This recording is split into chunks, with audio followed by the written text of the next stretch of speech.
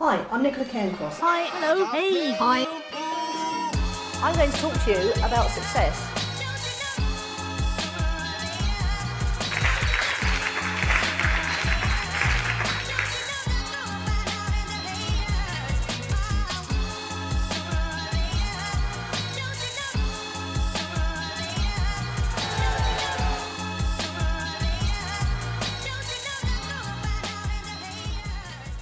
Yes.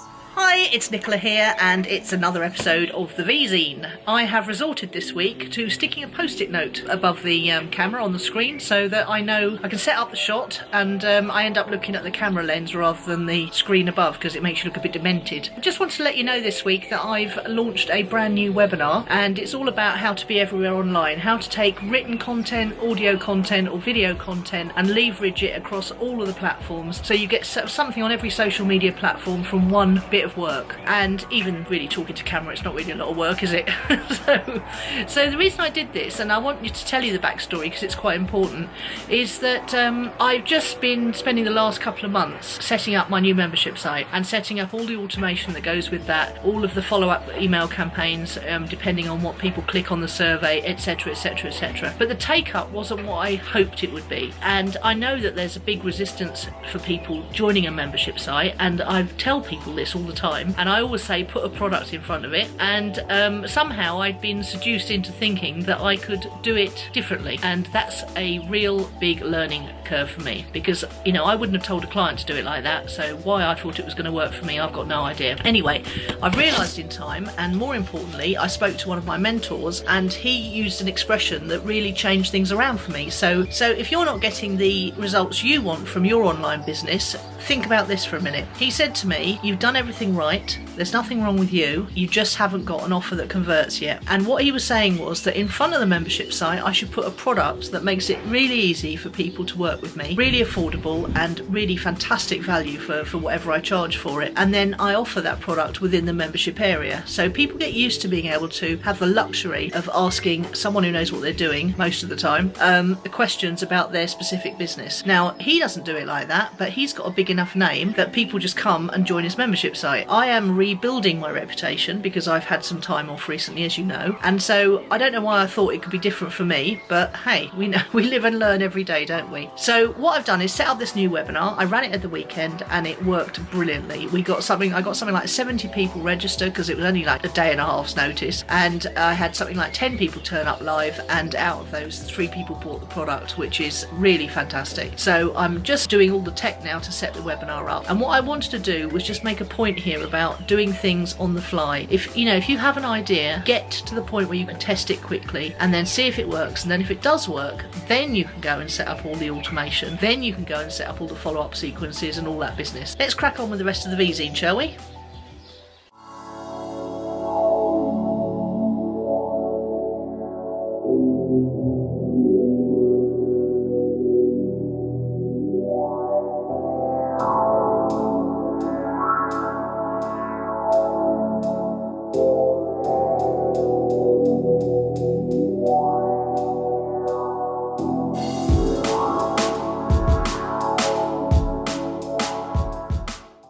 So I want to talk to you about finding an offer that converts for your marketplace. This conversation came out of a conversation I had with my mentor the other day, where I was saying to him in quite a little bit of despair that I'd done everything right. I'd got the amazing traction on the social media, I've got the membership site set up, I've got the automation set up, I've got a deadline funnel set up so that it opens and closes the membership at certain times of the day and certain times of the month, and still I wasn't getting the conversions I wanted. And he said to me one short sweet sentence that has turned everything around for me, which was, Nicola, there's nothing wrong with you and there's nothing wrong with what you've set up, it's just you haven't found an offer that converts yet. And I thought about it for a couple of days and I thought, yes, he's right, because I'd always thought to myself that nobody wants to buy a membership site. Most people would want a membership site for the support after they've bought something else, but somehow along the way I've lost that conviction, and I've seen everybody else setting up membership sites and converting their readers, listeners, viewers, audience clients into their membership sites effortlessly. But when I think about my market, I think that they've got so many choices of different membership sites to join,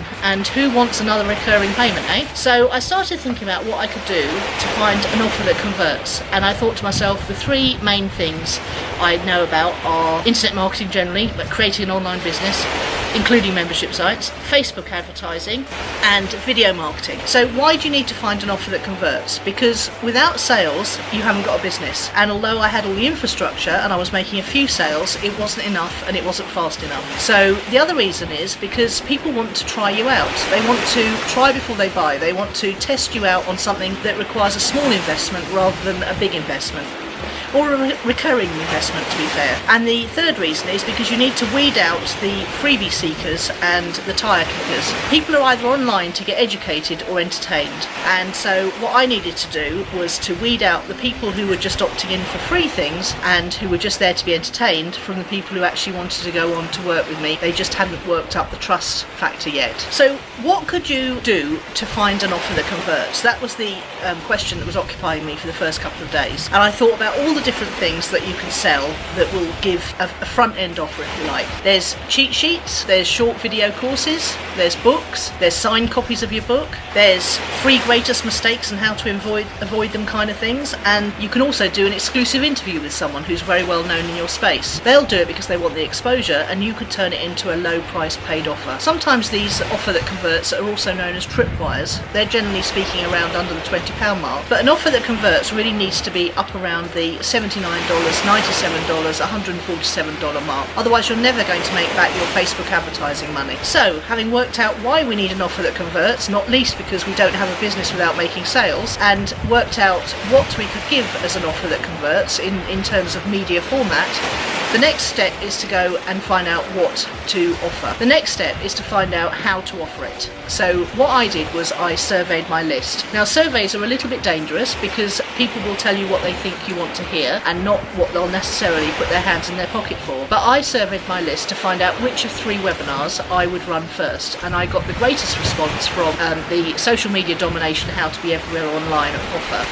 So that's another thing you could do. If you don't have a mailing list, you could run Facebook ads to an opt-in, and that would very swiftly tell you whether there's any interest in one of your 3 offers that you're thinking about. And the final thing about how to do it is to keep it simple. It's very, very easy to overcomplicate things. I've got a nasty habit of setting up all the tech before I actually run an offer to the public. I definitely would say keep it as simple as possible. You can actually do surveys very simply now with Google Forms, and you can actually run a Facebook ad to a Google form and just see if anyone has the remotest bit of interest in what you're talking about. You could just record a quick video like this one telling people what your offer's all about, and then just have a buy button underneath. But I would seriously recommend that you don't run cold traffic to a buy now offer. I would definitely recommend running cold traffic to an opt-in offer first, and then give something else of value, perhaps a short video course or a webinar, and then make your offer. And then you'll know if you have an offer that converts or not. I hope that helps, and I hope that you can let me know in the comments underneath if we're on Facebook, on the comments above if we're on the blog,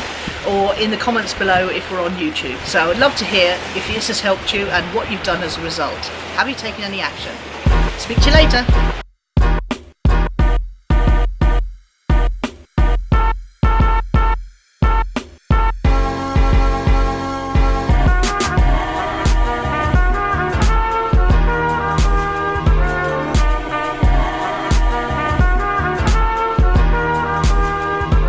Okay, so as you can hear, there's a strange buzzing noise going on in the background. That's something about Greece. They're always up to something.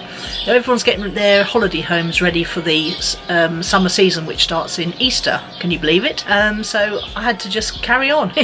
We have people over there doing the roof, so this is slightly better than that. I just want to let you know what's on the blog and the podcast this week. And on the blog, I'm continuing my series of little stories taken from each of the amazing entrepreneurs I interviewed for my book, Mindset, Marketing and Money. This week I'm sharing the story of Dan Norris, who started WP Curve after 8 years of failure. He built it up from zero, completely bootstrapped it, and then has just sold it to GoDaddy for an undisclosed sum, which we can be reassured will be rather nice and large. And the other post this week on the blog is from Rich Sheffrin, who left school to go and work for his dad, and he basically took a failing clothing store, which was one of his dad's business interests, and it was losing 1.5 million a year to actually making 7.5 1.5 million a year, at which point he gave it back to his dad and went back to school. So you can check those out on the blog, nicolacairncross.com/blog. And on the podcast this week, we're talking about simplifying your business. Not just about making things really, really simple, but about how to simplify either the proposition you're making to your customers or to simplify your pricing. It's after I read a book called Simplify, which I highly recommend, and we talk a lot about how we're not talking about getting cheap here or undercutting all your competition.